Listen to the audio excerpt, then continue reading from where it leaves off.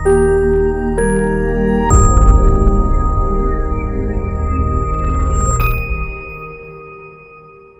నమస్కారం. నేను మీ doctor Sharachandra Reddy, care hospitals, Kaizen oncology, Hyderabad. ఇవాళ మనము స్టీరియోటాక్టిక్ బాడీ రేడియోథెరపీ ఈ టెక్నిక్, రేడియేషన్ టెక్నిక్ని అంటే ఏంది, దీన్ని లంగ్ క్యాన్సర్లో ఎప్పుడు వాడతామో, దీనికి ఉన్న అడ్వాంటేజెస్ ఏంది, దీని గురించి మాట్లాడుకుందాం. ముందుగా అసలు రేడియేషన్ అంటే ఏంది? రేడియేషన్ అనేది ఏంది అంటే హై పవర్ ఎక్స్రే కిరణాలు మాత్రమే. అంటే సిటీ స్కాన్లో ఉపయోగించే మనం ఒక 200, 300 ఉన్న కేవీ ఉన్న పవర్ని మేము రేడియేషన్ ఆంకాలజీలో అదే పవర్ ఉన్న ఎక్స్రేస్ని వాటిని ఇంక్రీజ్ చేసి ఒక 6000 కేవీ ఆర్ 6 MV అనే పవర్ ఉన్న కిరణాలుగా మారుస్తాం.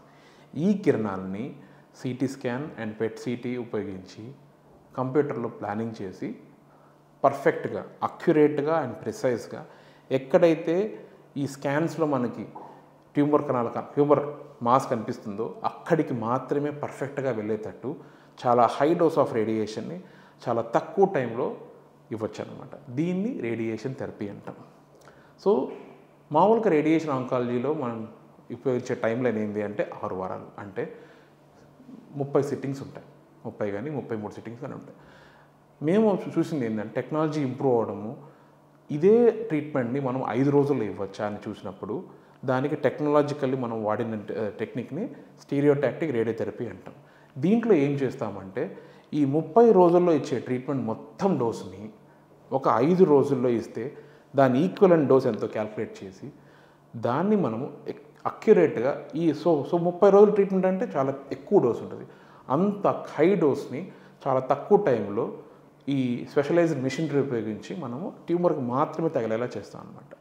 అండ్ దీంట్లో ఇంకా భయం కూడా ఉంటుంది, ఒకవేళ ట్యూమర్ మిస్ అయితే అని. హై డోస్ కాబట్టి ట్యూమర్ మిస్ అయితే రేడియేషన్ వేరే నార్మల్ లంగ్కి వెళ్ళి డ్యామేజ్ చేయొచ్చు. సో దీనికి కూడా మనం ఇమేజ్ గైడెన్స్ అనే టెక్నాలజీ వాడతాం. అంటే ట్రీట్మెంట్ ఇచ్చే ముందు పేషెంట్ అలానే పడుకున్నాడా లేదా, మనం ట్యూమర్కే మాత్రమే ట్రీట్మెంట్ ఇస్తున్నాం లేదా చెక్ చేసుకొని, అదే రూమ్లో చెక్ చేసుకొని, అప్పుడే చెక్ చేసుకొని పర్ఫెక్ట్గా ట్రీట్మెంట్ ఇవ్వడం జరుగుతుంది.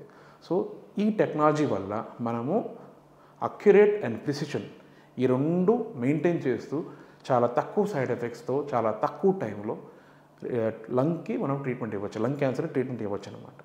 దీనికి కూడా అడ్వాంటేజెస్ ఏంటి అంటే మనము పేషెంట్ని అడ్మిట్ చేయాల్సిన అవసరం లేదు.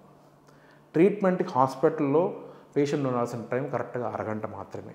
ఈ అరగంటలో కూడా కొంచెం వెయిటింగ్ అలాంటివి ఉంటాయి, కానీ యాక్చువల్ ట్రీట్మెంట్ టైం 15 నిమిషాలు మాత్రమే.